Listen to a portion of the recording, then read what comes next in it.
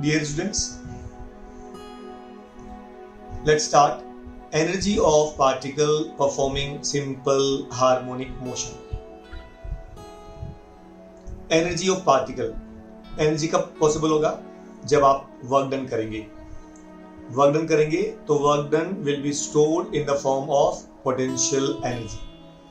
तो consider a particle performing simple harmonic motion. हमेशा जब कभी भी आप कोई भी डेरिवेशन लिखेंगे ना, तो always you start with the word consider. हमेशा वर्ड कंसिडर से शुरू करने का. So consider a particle performing simple harmonic motion. अच्छा, अब उसमें जितने भी नोटेशंस आएंगे ना, वो सब पहले लिख देने का. Let m be the mass of particle, x be the displacement of the particle from the mean position. इसीलिए आप इस डायग्राम के अंदर x डिराइव करेंगे. तो what is x? x is the displacement of the particle from the mean position. Agree? So अगर displacement है और इसका मतलब रिस्टोरिंग फोर्स F होगा, so we can say F is equal to minus kx. This is called as mathematical form of SHM.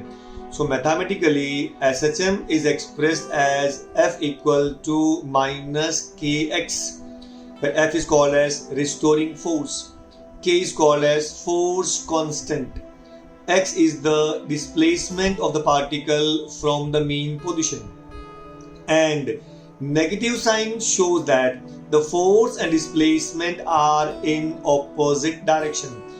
Negative sign shows that the force and displacement are in opposite direction. I hope it's clear. Now, अब आपने particle को हल्का सा और आगे displacement किया. पहले particle x position पे था. अगर आपने हल्का सा पार्टिकल को और डिस्प्लेसमेंट किया तो वर्क डन होगा, because work done is equal to force into displacement. और वो जो डिस्प्लेसमेंट है वो रिस्टोरिंग फोर्स के अगेंस्ट में है, and therefore work will be done. हमने पहले भी आपको डिस्कशन किया था आपके साथ कि जब कभी भी डिस्प्लेसमेंट किसी फोर्स के अगेंस्ट में होता है तो ही वर्क डन होता है, अदरवाइज वर्क डन नहीं होगा. सो रिस्टोरिंग फोर्स ये साइड में है. आपने पार्टिकल को और dx आगे मूव किया away from the mean position, तो वर्क डन होगा. And what the formula for work done? Force into displacement. Force into displacement. Minus sign shows that कि फोर्स ये साइड में है और डिस्प्लेसमेंट ऑपोजिट साइड में है, and therefore we can say dw is equal to minus f into dx. I hope you got it. Now from equations 1 and 2 आप force का value यहाँ पे सब्स्टिट्यूट करो. ये दोनों सेम फोर्स ही है. So dw is equal to minus f का value minus kx into dx. I hope you got it.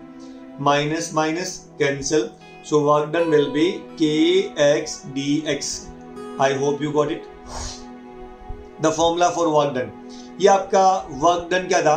When the particle is displaced by dx. Particle is displaced by dx, तो work done आपका dw था. But we always want the total work done. And remember, total work done can be expressed by integrating above equation. हमेशा याद रखना कि अगर कोई आपके पास में छोटा सा वर्क डन हुआ है तो always you can do large work by integration. Bye integration ये नॉर्मल रूल है सबके लिए भी. सपोज आपको कोई चीज का कोई पर्टिकुलर चीज है और उसका स्मॉल मास dm मालूम है, तो you can find the total mass by integration. I hope you got it. तो ये इंटीग्रेशन का रूल क्या होता है कि अगर आपको कोई भी चीज थोड़ा मालूम है और आपको पूरा मालूम है, तो आप लिमिट लेके कि भाई कहाँ से कहाँ तक आपको मास निकालना है, कहाँ से कहाँ तक आपको टाइम निकालना है. तो अगर आपको लिमिट मालूम है तो we can use the integration and we can find the total mass. तो यहाँ पे स्मॉल वर्क डन dw आपको मालूम था, तो अगर ये स्मॉल वर्क डन dx मालूम है तो आप total work done can be obtained by integrating. Hence above equation can be integrated. Therefore w equal to integration of dw. ये इंटीग्रेशन का साइन है. is equal to integration of kx dx. I hope you got it.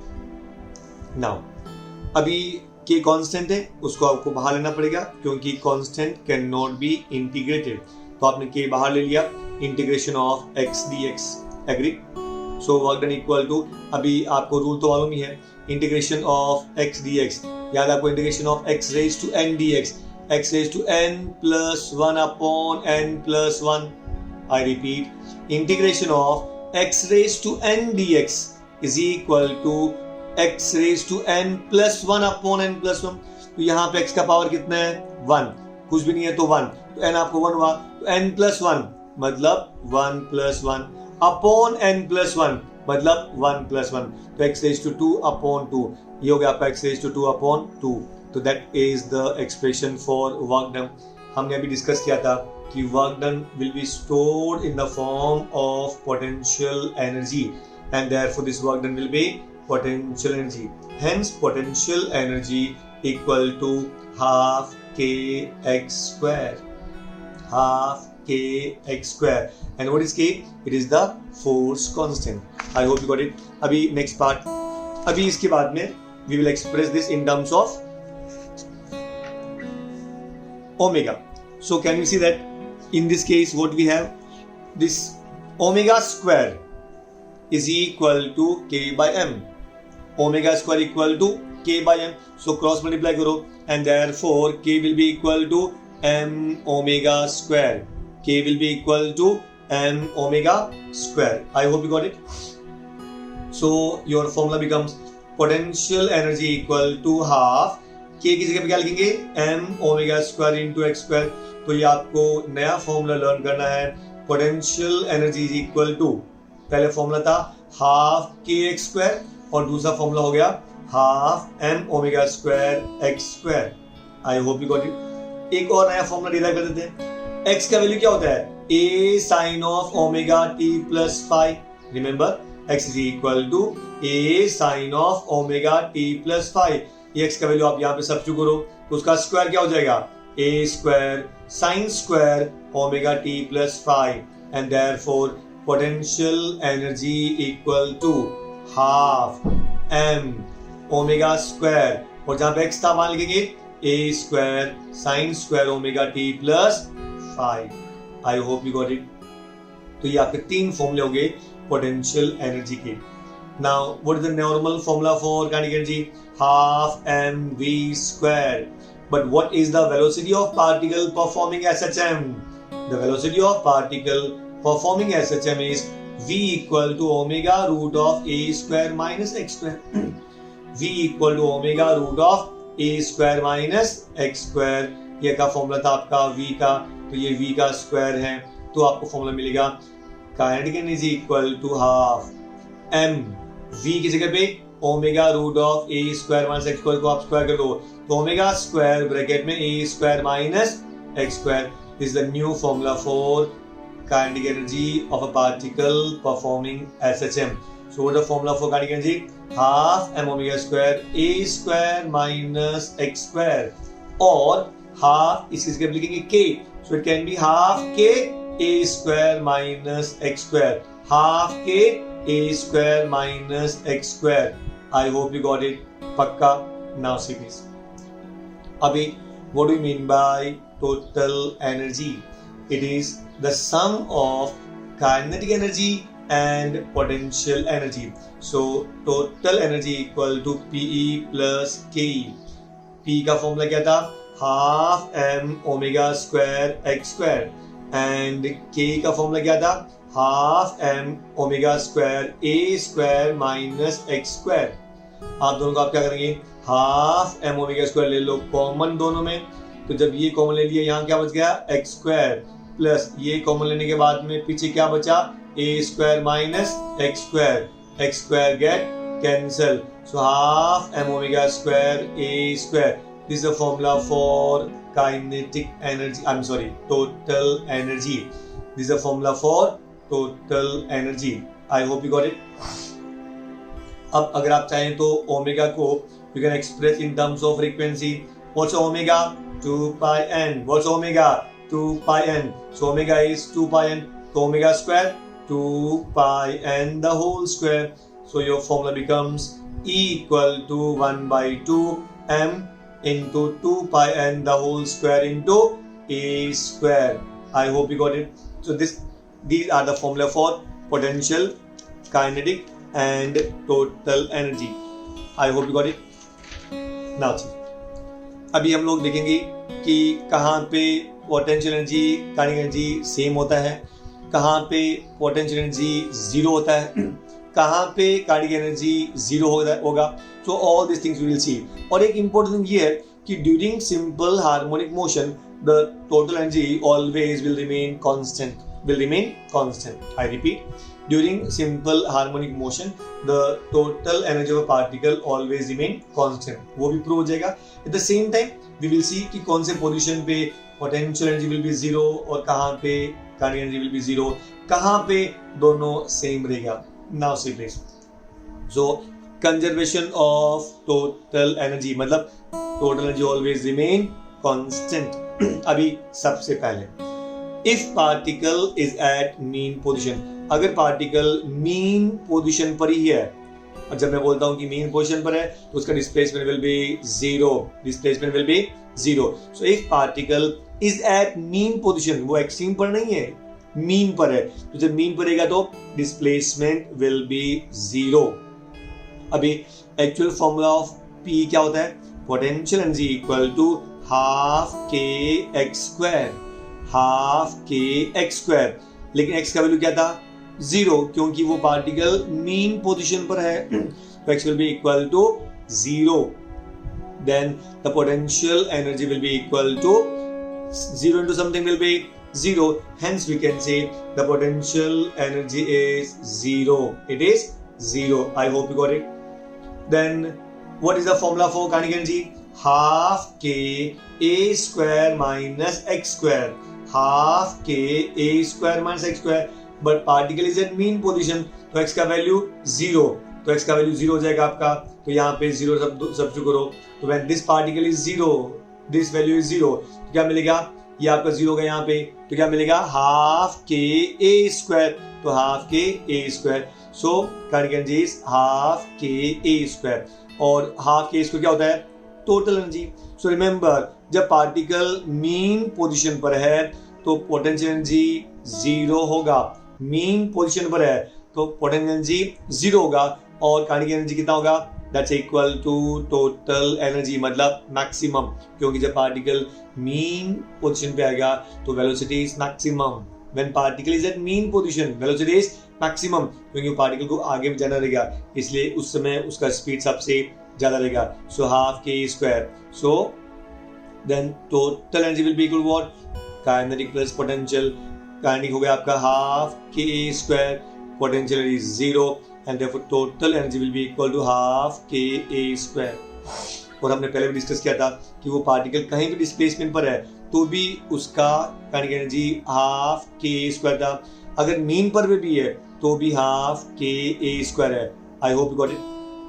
अभी अगर मान लो particle mean position पर है तो हमने क्या डिस्कस किया था कि kinetic energy will be equal to total energy. Can you see from here? Kinetic energy is equal to total energy, at the same time potential energy is equal to zero. I hope you got it. ये दो important conclusion we have drawn from the first statement. Statement number 2, if particle is at extreme position, अब particle कहां पर है? Extreme पर है, mean पे नहीं है, एक्सट्रीम पे, या तो प्लस ए पे रहेगा या फिर माइनस ए पे रहेगा। ये आपका एक्सट्रीम पोजीशन हुआ।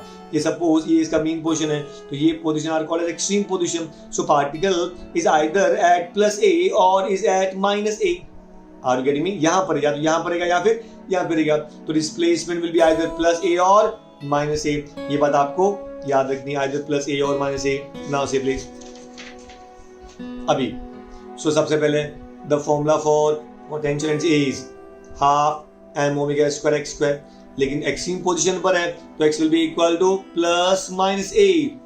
तो जब प्लस माइनस ए को आप स्क्वायर करेंगे it will be a square only, तो x square will be replaced by a square, and therefore potential energy is equal to half m omega square a square, which is same as total energy, same as total energy.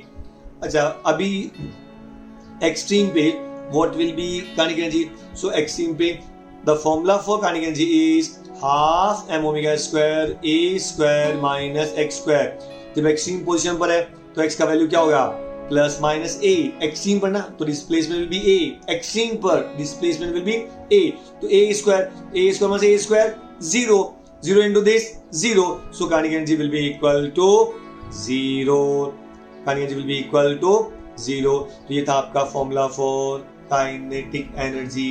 I hope you got it.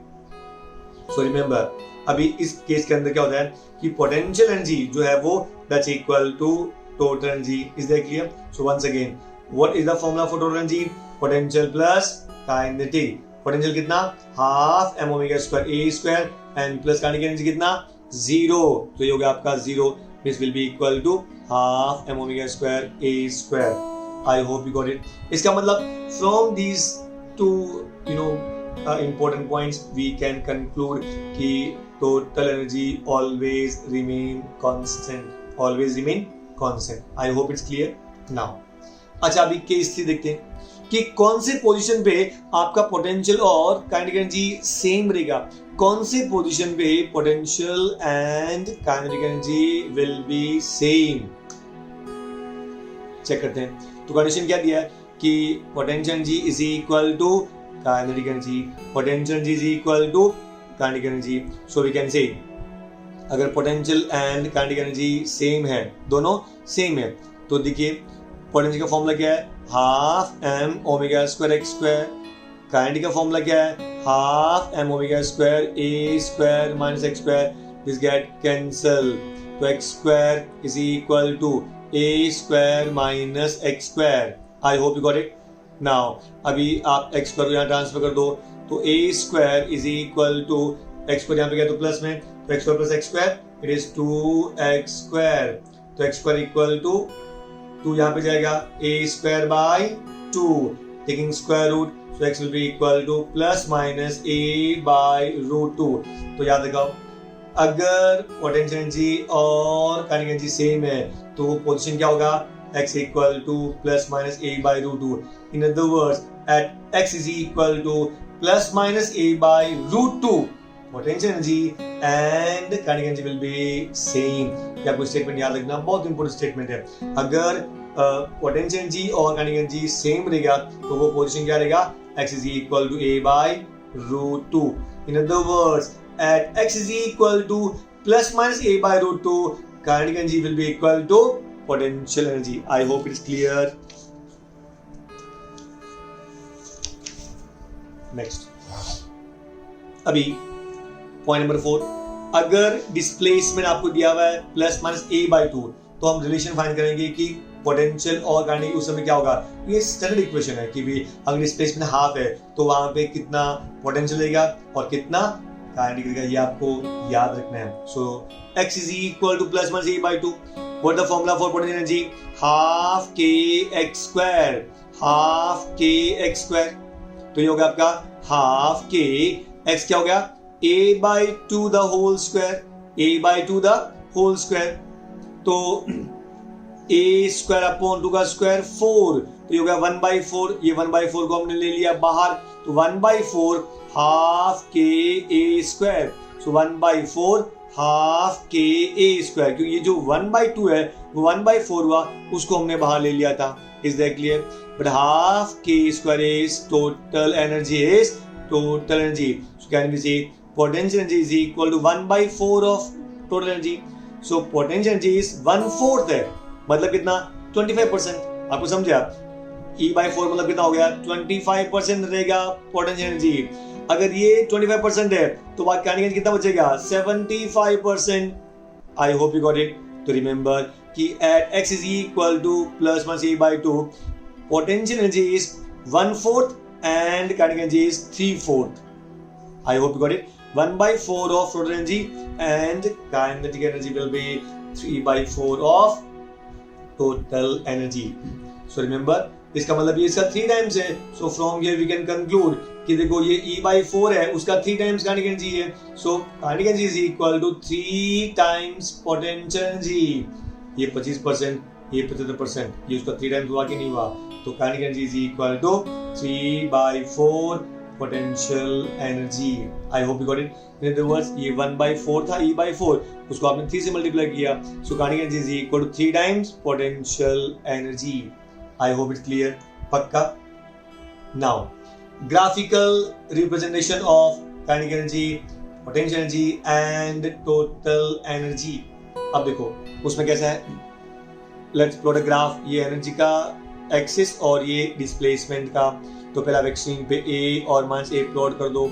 अच्छा, total energy E always remain constant, तो ये आपका graph हो गया total energy का half m omega square a square. I hope got it. तो ये formula किसका है, half m omega square a square का लाइन है आपका ये। अभी सबसे पहले पोटेंशियल एनर्जी याद करो, half m omega square x square, when x is 0 potential energy 0, तो एट मीन पोजीशन पे potential energy will be equal to 0।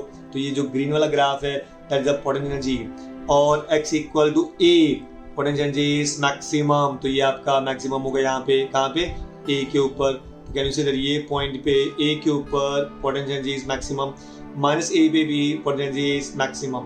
तो जो ग्रीन वाला ग्राफ है वो किसका ग्राफ है, पोटेंशियल एनर्जी का ग्राफ है। I hope it's clear. अब चलते हैं ग्राफ ऑफ काइनेटिक एनर्जी। अच्छा, मीन पोजीशन पे वेलोसिटी मैक्सिमम है, therefore kinetic energy is maximum. तो मीन पोजीशन पे काइनेटिक एनर्जी मैक्सिमम, मतलब ये जो रेड वाला ग्राफ है वो आपका काइनेटिक एनर्जी ग्राफ है। एक्सट्रीम पोजीशन पे kinetic energy will be equal to 0, plus minus a पे भी और प्लस ए पे भी।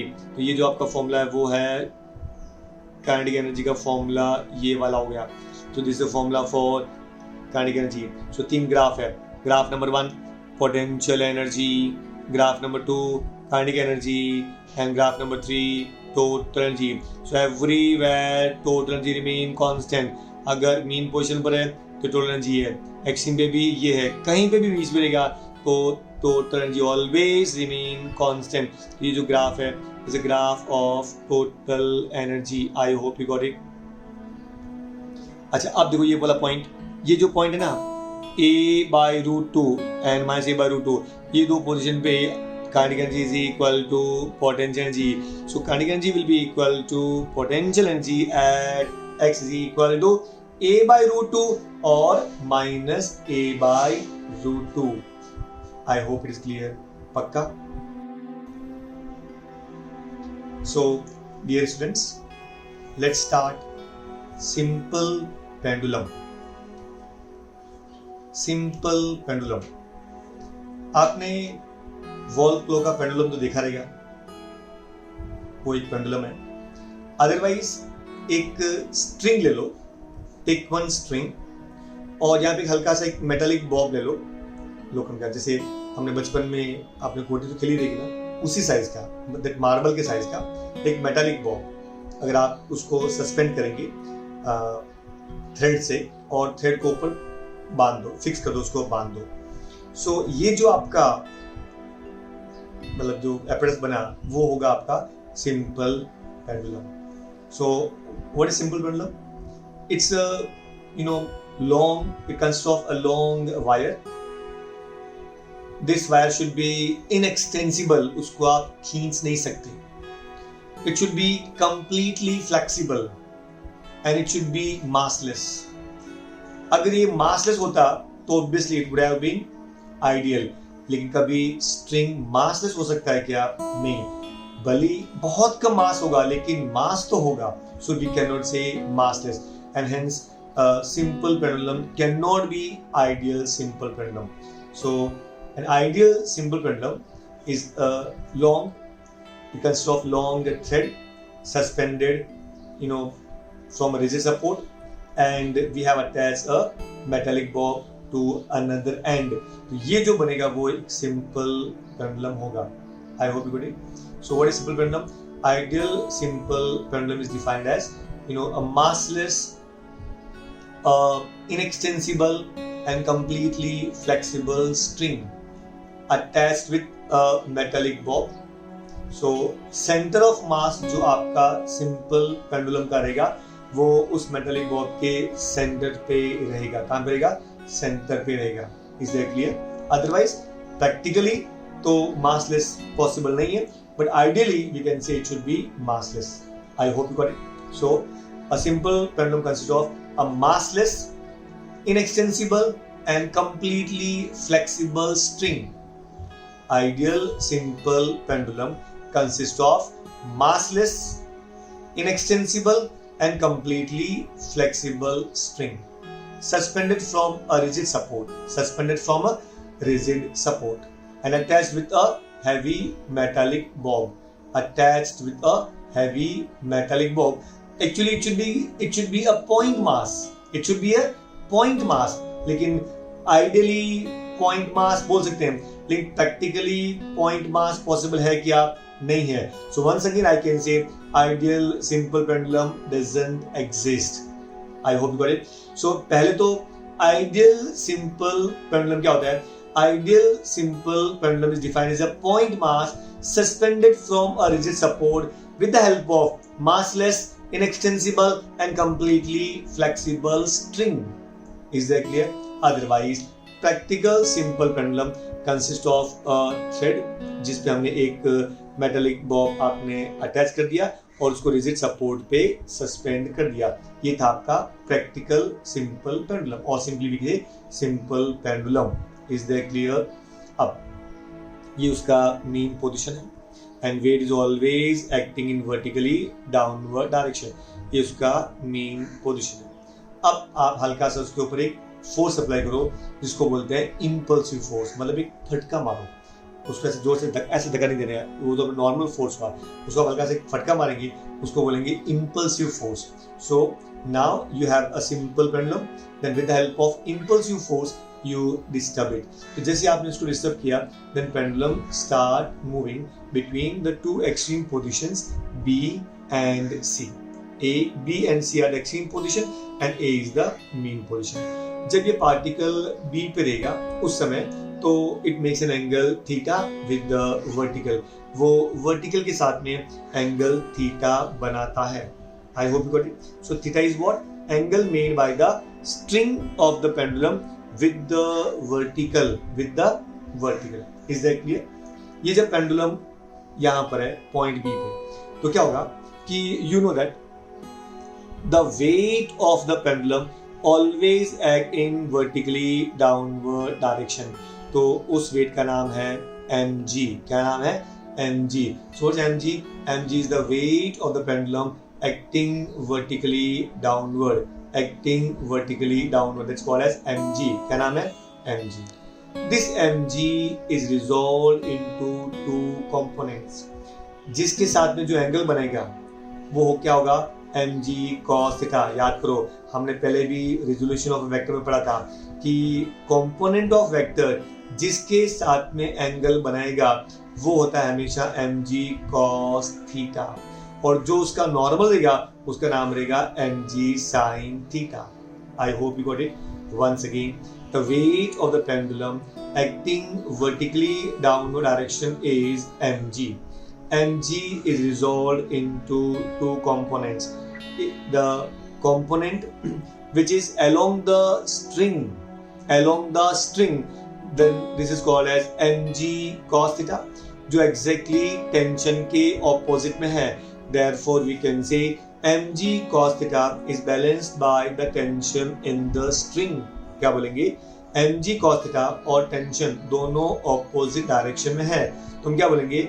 mg cos theta is balanced by the tension in the string. Is that clear? और दूसरा जो कंपोनेंट है वो है mg sin theta. इसको बोलेंगे टेंजेंशियल कंपोनेंट. क्या बोलेंगे? टेंजेंशियल कंपोनेंट, क्योंकि ये जो कंपोनेंट है वो अलोंग द रेडियस है, इसलिए इसको बोलेंगे रेडियल कंपोनेंट. क्या बोलेंगे? Radial component. और जो उसका परपेंडिकुलर है, जो टेंजेंट पर है, उसको बोलेंगे टेंजेंशियल कंपोनेंट. क्या बोलेंगे? Tangential component. So radial component mg cos theta is balanced by the tension, while radial component जो उस पार्टिकल को वापस मेन पोजीशन की तरफ लेके जाएगा, it is unbalanced restoring force. ये वर्ड बहुत इंपॉर्टेंट है. ये जो फोर्स है mg sin theta, ये जो फोर्स है उसको वापस अपनी जगह पे लेके आएगा और उस फोर्स को हम क्या बोलते हैं? Restoring force. तो रिस्टोरिंग फोर्स क्या हुआ? mg sin theta. Restoring force क्या हुआ? mg sin theta. Remember displacement ये साइड में और फोर्स हमेशा उल्टे डायरेक्शन में रहेगा, तो this should be minus mg sin theta. I hope you got it. Now at a given moment particle is a displacement x from the mean position, ये mean position है और एट अ गिवन मोमेंट वो यहाँ से x displacement पर है, which makes an angle theta. Is that clear? So once again, mg is the force acting vertically downward. mg is resolved into two components. एक का नाम है radial component mg cos theta, दूसरा है tangential component mg sin theta. I hope it got it now. अभी mg cos theta is balanced by tension and mg sin theta is unbalanced restoring force. mg cos theta is balanced by tension and mg sin theta is unbalanced restoring force, जो particle को वापस mean position पर लेकर आएगा. अभी ये हमने पढ़ लिया. Restoring force F equal to minus mg sin theta. Now minus का मतलब क्या हुआ कि ये रिस्टोरिंग फोर्स इस तरफ है और डिस्प्लेसमेंट हमेशा उल्टे डायरेक्शन में होगा. अभी यहाँ पे remember theta is very small. Actually ये जो सिंपल पेंडुलम है इसको आप लीनियर सिंपल पेंडुलम बोल सकते हैं. लीनियर कब बोलेंगे कि जब ये पेंडुलम ऑलमोस्ट स्ट्रेट लाइन में ट्रेवल करेगा. ये ऑलमोस्ट स्ट्रेट लाइन में ट्रेवल कब करेगा, इसमें दो कंडीशन है. एक तो the length will be very very large, जब लेंथ बहुत लार्ज रहेगा, और दूसरा ये एंगल बहुत कम रहेगा. तो क्या होगा जब ये एंगल जैसे आपने यहाँ पे शो किया डायग्राम के हिसाब से, अदरवाइज अगर प्रैक्टिकली आप देखेंगे अगर ये एंगल बहुत कम रहेगा तो ये आपका मेन पोजीशन हुआ और ये एंगल कितना रहेगा, तो कैन यू से ऑलमोस्ट स्ट्रेट लाइन है कि नहीं है. तो ये स्ट्रेट लाइन का मतलब क्या हुआ, particle moves only along the horizontal path, along the horizontal path. और ये हॉरिजॉन्टल पाथ पॉसिबल नहीं होगा कब, अगर लेंथ बहुत कम रहेगा. अगर लेंथ बहुत कम रहेगा तो कहने से ये इतना सा भी है लेकिन हॉरिजॉन्टल नहीं है, तो कहने का मतलब हुआ कि अगर लेंथ बहुत कम है तो हॉरिजॉन्टल पॉसिबल नहीं है, एंगल बहुत ज़्यादा है तो हॉरिजॉन्टल पॉसिबल नहीं है. तो अगर आपको लीनियर मोशन चाहिए, मतलब इफ़ यू वांट कि simple pendulum should move along the straight path, तो इसके लिए आपके पास दो कंडीशन है. नंबर वन कि length should be sufficiently large, second angle should be very very small. Is that clear? तो इसके लिए हमने क्या अज्यूम किया कि theta is very small, and when theta is very small then sin theta is theta. sin theta is theta provided theta is expressed in radian. ये word बहुत important है, कभी फुर्सत में आपको मैं एक्सप्लेन करूंगा. अभी आप इतना याद रखिए कि theta should be very very small. अगर theta is very small then sin theta is theta. This statement is very important. If theta is very small, then sin theta will be expressed as theta when theta is in terms of radian. ये बात आपको याद रखना. Okay. So ये जो sin theta है, this will be replaced by theta. तो आपका फॉर्मूला क्या हो जाएगा, F is equal to minus mg theta. F equal to minus mg theta. Is that clear? अब ये देखो डायग्राम में, देखो इस डायग्राम के अंदर ये आपका थीटा है, ये लेंथ है और ये आपका लीनियर डिस्प्लेसमेंट हुआ, मतलब उसको बोलेंगे लेंथ ऑफ आर्क. क्या बोलेंगे, लेंथ ऑफ आर्क. तो वैसे आपने पढ़ा था मैथ्स में, देखा अगर ये लेंथ ऑफ आर्क उसको हम नाम देते हैं एस, ये रेडियस है आर और ये होता है थीटा. तो फॉर्मूला क्या होता है, S is equal to r theta. S is equal to r theta. तो ये S is equal to r theta, ये बेसिक फॉर्मूला है मैथ्स का जब आप सर्कल में कंसीडर करते हैं. तो यहाँ पे S की जगह पे क्या होगा X, R की जगह पे क्या होगा L, और ये हो गया आपका थीटा. तो रिलेशन क्या रहेगा, X is equal to L theta, because actual formula क्या होता है, X S is equal to r theta. ये बेसिक फॉर्मूला है. S is equal to r theta, it will be replaced by x is equal to L theta. So x is equal to L theta. I hope you got it. Therefore theta, आपको तो theta चाहिए ना, यहाँ पे देखो equation 2 में, तो theta will be equal to x by L. Theta will be equal to x by L. ये हो गया आपका theta. F is equal to minus mg into theta. Theta is x by L. So F is equal to, your formula becomes F equal to minus mg x by L. F equal to minus mg x by L. I hope you got it. पक्का? Now see this. अभी in this case वापस देखो, अभी इसमें m, g और l तीनों constant है, तो क्या बचा, f equal to constant into x. F equal to minus constant into x. तो can we say f is directly proportional to minus x. अगर constant है then you always replace constant and is proportionally signed by constant and constant by proportionally signed. So can we say F proportional to minus X? और remember, अब वापस याद करो, अगर the restoring force is directly proportional to displacement, then particle perform simple harmonic motion. I hope you got it. हमने दो prove किया था पहले. अगर restoring force is directly proportional to displacement, then particle perform simple harmonic motion. तो इससे ये prove होता है कि simple pendulum perform simple harmonic motion. I hope you got it. अब आगे, because we won't or we are deriving the formula for period of oscillation. Actually, we are deriving the expression for period of oscillation. So, what's period of oscillation? आगे चलते हैं. F is equal to ma. Force is equal to mass into acceleration. तो but अभी हमने पहले formula derive किया था, F equal to minus mg into x by l. आप इन दोनों को इक्वेट कर दीजिए, तो ma is equal to minus mg x by l. हमने इन दोनों को इक्वेट कर दिया, mm cancel, a will be equal to minus g into x by l, a equal to minus g into x by l. I hope you got it. So a equal to, ये हो गया g, ये x, l. अच्छा, but अभी हमने SHM का what the formula for acceleration? Acceleration is equal to minus omega square x. याद करो, acceleration equal to minus omega square x. ये आपका फॉर्मूला था of a particle performing simple harmonic motion. Is that clear? तो आप 4 और 5 को equate कर दो, तो minus omega square x is equal to minus g x by l. I hope you got it. Minus minus cancel, x can be cancel, तो क्या बचेगा, omega square equal to x by g by l, क्योंकि x will get cancel, minus get cancel. So omega square equal to g by l. So omega will be root of g by l. Omega will be root of g by l. तो ये आपको omega मिल गया. What is the formula for period of SHM? T equal to 2 pi by omega. What is the formula for period of SHM? Formula क्या होता है? T is equal to 2 pi by omega. But what's omega? Root of g by l. तो ये होगा आपका root of g by l. तो ये होगा t equal to 2 pi by root of g by l. l will go up. तो क्या मिलेगा, t equal to 2 pi root of l by g. This is the formula for period of simple pendulum. Period of simple pendulum. I hope you got it. So period of simple pendulum का formula क्या है? t equal to 2 pi root of l by g.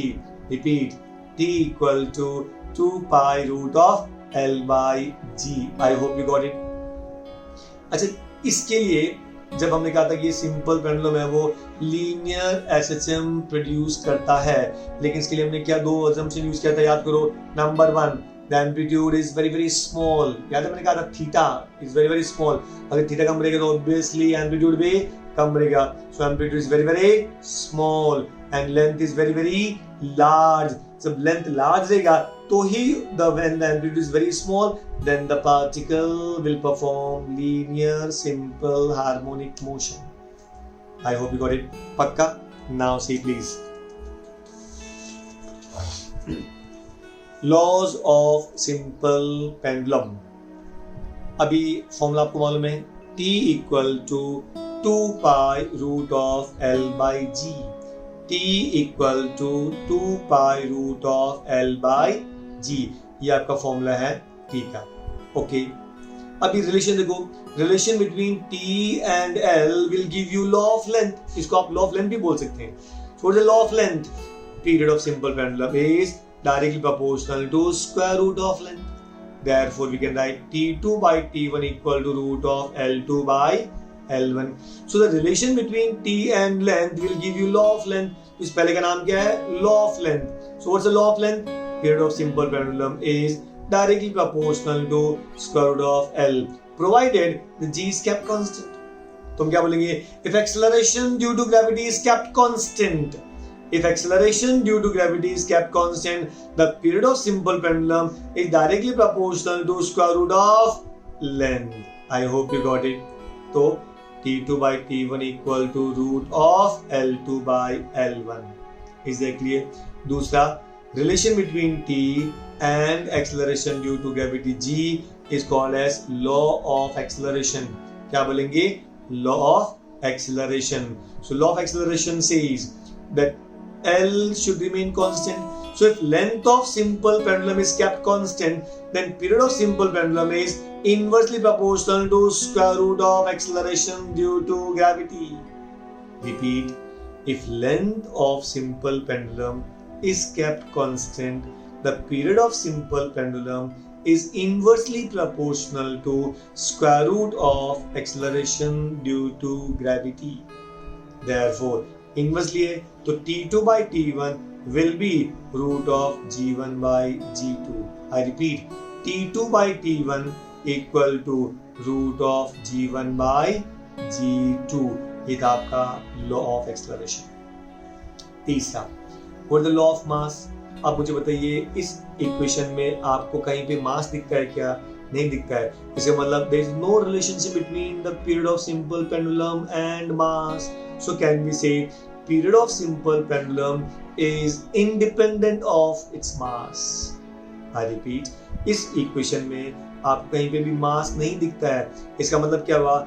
T मास पे depend नहीं करता है, तो आपका law क्या बनेगा? So law of mass says period of simple pendulum is independent of its mass. I hope you got it. दूसरा, इसमें आपको कहीं पे भी एम्पलीट्यूड का फॉर्मूला दिखता है क्या? नहीं। Hence we can say T is period of simple pendulum is independent of amplitude provided amplitude is very very small. मतलब क्या हुआ? अगर एम्पलीट्यूड 0.5 सेंटीमीटर का है तो भी टाइम पीरियड उतना लगेगा। अगर एम्पलीट्यूड 1 सेंटीमीटर का है तो भी टाइम पीरियड उतना लगेगा। अगर एम्पलीट्यूड 1.5 सेंटीमीटर है तो भी टाइम पीरियड उतना ही लगने वाला है। हाँ, एक कंडीशन है, अगर एम्पलीट्यूड बहुत ज़्यादा रहेगा, मतलब ऑलमोस्ट 10 सेंटीमीटर या 15 सेंटीमीटर, तो डेफिनेटली उसमें टाइम ज़्यादा लगेगा। लेकिन अगर 0.5 है, 1 है, 1.5 है, तो इतना अगर मान लो एम्पलीट्यूड हुआ तो it doesn't depend upon the amplitude. Hence we can say period of simple pendulum doesn't depend upon amplitude provided amplitude is very very small. I hope you got it. पक्का? Now, what do you mean by seconds pendulum? A simple pendulum having period 2 seconds is called as seconds pendulum. A simple pendulum having period 2 seconds is called as seconds pendulum. तो T कितना होगा? 2 seconds. But what is the formula for period of simple pendulum? What is the period simple pendulum? T is equal to 2 pi root of L by G. Actually period का formula ये है, तो आप T equal to 2 seconds आप इसमें substitute कर दो. So can we write 2 is equal to 2 pi root of L by G. 2 equal to 2 pi root of L by G. 2 will get cancel. So we have 1 equal to pi root of L by G. I hope you got it. 2 will get cancelled. 1 is equal to pi root of L by G. Now squaring on both sides. So 1 का square 1, pi का square अभी यहाँ पे तो आप मिल गया, आगे हम उसको स्क्वायर करेंगे. So 1 equal to pi root of L by G on squaring. So can we say squaring on both sides? So we have 1 equal to pi square L by G. So L equal to G by pi square. L cross multiply करो, L equal to G by pi square. If G equal to 9.8 metre पर second square, अगर G का value 9.8 रहेगा और pi का value आपको 9.859 मालूम है, तो the length of second pendulum is approximately equal to 1 meter. Approximately equal to 1 meter. I hope you got it. So for second pendulum, length will be 1 meter. In other words, if length of simple pendulum is 1 meter, then it will be a seconds pendulum. It will be a seconds pendulum. Is that clear? अब एक simple, हम लोगों ने UCM के अंदर conical pendulum पढ़ा है क्या? तो ये कॉनिकल पेंडुलम है और ये सिंपल पेंडुलम है. आई रिपीट, ध्यान दीजिए, ये हो गया आपका कॉनिकल पेंडुलम और ये हो गया आपका सिंपल पेंडुलम. तो कॉनिकल पेंडुलम तो ये ऐसा गोल गोल घूमेगा. अच्छा, अगर मान लो ये कॉनिकल ऐसा ये मीन पोजीशन है तो उसका एंगल हमेशा कांस्टेंट रहेगा. ऐसा ये भी सपोज 10 डिग्री है तो इधर भी 10 डिग्री का, मतलब क्या हुआ, always angle will remain constant. तो सबसे पहले in conical pendulum the point mass, मतलब जो बॉब है, it will move in the horizontal circle, जबकि सिंपल पेंडुलम में it will move along the vertical circle. इतना दिमाग नहीं जाता है, लेकिन फिर भी it is like a vertical. So conical pendulum will be horizontal circle और simple pendulum will be vertical circle. Is that clear? Second, इसके अंदर kinetic energy and potential energy will remain constant, K and P will remain constant in conical, क्योंकि क्या होता है कि जब उसका डिस्टेंस सेम है, जब इसका स्पीड सेम है, तो सबका all the time speed remain same, so kinetic energy same, height remain same, so potential remain same. जब यहाँ पे कैसे है कि जब मीन पे रहेगा तो काइनेटिक एनर्जी मैक्सिमम, एक्सट्रीम पे रहेगा तो potential energy maximum, so it total energy will always will remain constant. जब यहाँ पे kinetic energy remain constant, potential is constant, यहाँ पे बोथ कीप ऑन चेंजिंग, लेकिन दोनों का sum will remain constant. In case of conical pendulum formula क्या होता है, T equal to 2 pi root of L cos theta upon G, जबकि simple pendulum का फॉर्मूला क्या है, T equal to 2 pi root of L by G। Conical pendulum के अंदर ये जो थीटा है, मैंने बोला ना, ये जो एंगल बीच में बनेगा, ये ऐसे गोल गोल घूमेगा ऐसा, तो इसका मतलब ये थीटा ऑलवेज रिमेन कांस्टेंट। और जबकि सिंपल पेंडुलम के अंदर ये ऐसे पहले यहाँ पे रहेगा, फिर ऐसे गोल थीटा 0, फिर वापस maximum in this way keep on changing, so theta keep on changing. I hope you got it.